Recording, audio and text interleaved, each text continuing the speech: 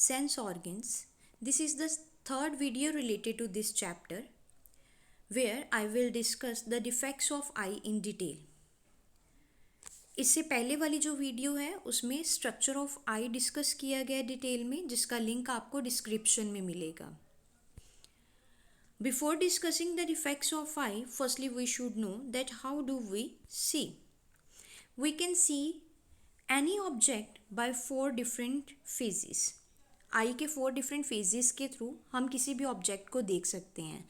Firstly entry of light, focusing of image, transmission of impulse and interpretation by brain. So the first step is the entry of light. Light की entry सबसे पहले eye में के conjunctiva region में light enter करेगी, then it passes to the cornea, then aqueous humor and vitreous humor. In this way light enters into the whole eye. Second is the light enter करने के बाद जो है image की formation होगी.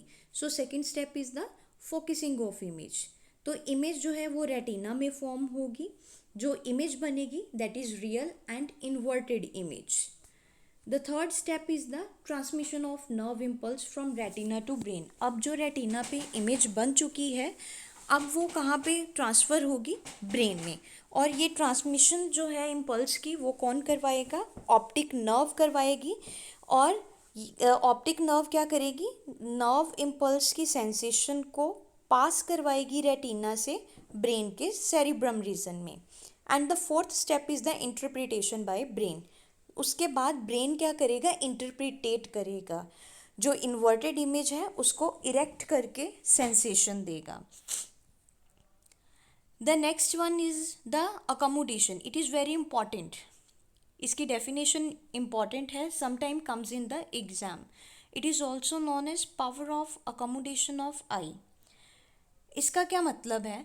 हमारी आइज फोकस करती हैं किसी भी ऑब्जेक्ट पे जो कि डिफरेंट डिस्टेंसेस पे पड़ा हुआ है, उसको हम बोलते हैं power of accommodation of eye. The process of focusing of eye to the object at different distances. हमारी आई का ऑब्जेक्ट पे फोकस करना जो कि डिफरेंट डिस्टेंसेस पे पड़े हुए हैं उसको हम बोलते हैं अकोमोडेशन ऑफ आई. अगर कोई भी ऑब्जेक्ट हमारे नियर बाय पड़ा हुआ है तो उस टाइम पे हमारे आई लेंस क्या हो जाता है? It gets curved. अगर कोई ऑब्जेक्ट डिस्टेंट पे पड़ा हुआ है at that time eye lens gets flattened. तो फोकस करते टाइम जो आई लेंस है विच इज़ वेरी फ्लैक्सीबल, उसकी शेप्स में क्या आएंगी? चेंजेस. अगर तो हम किसी भी नियर बाय ऑब्जेक्ट पे फोकस करते हैं at that time our eye lens gets curved. If we are focusing on an object which is placed at some distance, at that time eye lens gets flattened. The next is the light and dark adaptation. Light और dark adaptations क्या हैं? Light adaptation means कि एक ऐसा area जिसमें amount of light is very much, जिसमें बहुत ज़्यादा लाइट प्रेजेंट है, उस टाइम पे जो हमारा प्यूपिल होता है आँखों का वो क्या हो जाता है? कंस्ट्रिक्ट हो जाता है. उसका साइज क्या होना शुरू हो जाता है? Constricted, small, as shown in the first picture जिसमें लाइट लिखा हुआ है. उसमें अगर आप देखें तो प्यूपिल का साइज क्या है? बहुत छोटा होना स्टार्ट हो जाता है. क्यों? क्योंकि आई के around amount of light is more. तो प्यूपिल क्या करेगा? कंस्ट्रिक्ट होके पर्टिकुलर अमाउंट ही लाइट की आई के अंदर एंटर करवाएगा. और ये प्यूपिल की जो कंस्ट्रिक्शन है this is due to the activation of cone cells. Cone cells की एक्टिवेशन की वजह से होगी. उस टाइम पे कोन सेल्स एक्टिवेट होंगे और जो रोड सेल्स हैं वो डीएक्टिवेट हो जाएंगे. जब कोन सेल्स एक्टिवेट होंगे तो वो अपना पिगमेंट आइडोप्सिन सिक्रीट करेंगे आँखों में और हमें कलरफुल इमेज देंगे. When person moves to the dark adaptation, जब वो किसी डार्क रीजन में आता है जिसमें amount of light is very less या थोड़ी अमाउंट ऑफ लाइट है, उस टाइम पे क्या होगा? जो कौन सेल्स एक्टिवेटेड थे लाइट अडेप्टेशन में वो डीएक्टिवेट होना शुरू हो जाएंगे और रोड सेल्स क्या होंगे, एक्टिवेट होंगे. When rod cell gets activated they secrete their pigment that is iodopsin. तो उस टाइम पे वो आइडोप्सिन को सिक्रीट करेंगे and the size of pupil gets dilate. तो इस वे से लाइट और डार्क अडेप्टेशन में प्यूपिल का साइज कंस्ट्रिक्ट और डायलेट करता है. ये कंस्ट्रिक्शन और डायलेशन किसकी वजह से होगी, रोड सेल्स और कॉन सेल्स की एक्टिवेशन की वजह से. अगर लाइट ज़्यादा है तो कॉन सेल्स एक्टिवेट हो जाते हैं और रोड सेल्स डीएक्टिवेट हो जाते हैं. अगर लाइट कम है मतलब कि जो रीज़न है वो डार्क है, at that time rod cells gets activated and cone cells becomes deactivated. Now come to the main topic that are the defects of eye. Eye के defects. The first defect which is very common that is myopia. Myopia is also known as short sightedness और near sightedness. इस condition में क्या होगा कि person जो near by objects है उनको बड़े क्लियरली देख सकता है, लेकिन जो ऑब्जेक्ट डिस्टेंस पे पड़े हुए हैं वो उसे ब्लर दिखेंगे. इसके क्या रीज़न होंगे, वैसे तो इसके दो मेन रीज़न ये हैं. आई बॉल की जो लेंथ है वो ज़्यादा हो जाती है और जो लेंस है वो ज़्यादा कर्व्ड हो जाता है, क्योंकि हम जब नियर बाय किसी ऑब्जेक्ट को देखते हैं तो उस टाइम पे हमारा आई लेंस जो है वो कर्व्ड होता है.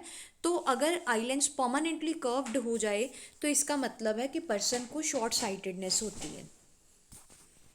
करेक्शन हम कैसे कर सकते हैं, use of concave lens. Concave lens को यूज़ करके इस डिफेक्ट को ठीक किया जा सकता है. Now the second thing is the hypermetropia or we can say the hyperopia. इस कंडीशन में क्या होगा, पर्सन जो ऑब्जेक्ट फारली प्रेजेंट होगा, थोड़े डिस्टेंस पे होगा, उसको बड़ी क्लियरली देख सकता है और नियर बाय ऑब्जेक्ट को वो ब्लर फॉर्म में देखेगा. इसके दो रीज़न है कि आई लेंस फ्लैट हो जाता है और उसका जो साइज़ है आई बॉल का वो डिक्रीज हो जाएगा. These are the two main reasons for this disease and the correction for this disease is the use of convex lens. जो स्पेक्स लगती हैं उसमें लेंस जो यूज़ होगा वो होगा कन्वेक्स लेंस. अगर हम इसमें डिफरेंस देखें मियोपिया और हाइपरमेट्रोपिया में, तो मियोपिया में क्या होगा, जो नियर बाय ऑब्जेक्ट है वो क्लियरली दिखेगा और हाइपरमेट्रोपिया में जो फार पड़ा हुआ ऑब्जेक्ट है वो क्लियरली दिखेगा. मियोपिया कंडीशन में जो इमेज है वो रेटिना के फ्रंट में बनेगी और हाइपरमेट्रोपिया में रेटिना के बिहाइंड में इमेज जो है वो बनेगी. देन मियोपिया में size of eye ball gets increase और हाइपरोपिया में जो आई बॉल का साइज़ है वो क्या हो जाएगा, डिक्रीज हो जाएगा. और मियोपिया की अगर बात करें तो आई लेंस कर्व्ड होगा और हाइपरोपिया में आई लेंस फ्लैटेंड हो जाएगा. So these are some differences between myopia and hyperopia. Let's see the image. इस इमेज में तीन पिक्चर्स गिवन है. फर्स्ट नॉर्मल आई की, सेकेंड मियोपिया अगर डिजीज़ हुई है और थर्ड डिजीज़ है हाइपरमेट्रोपिया की. नॉर्मल आई में अगर आप देख सकते हैं ऑब्जेक्ट है, लाइट एंटर कर रही है, इमेज कहाँ पर बन रही है, रेटिना में इमेज बन रही है.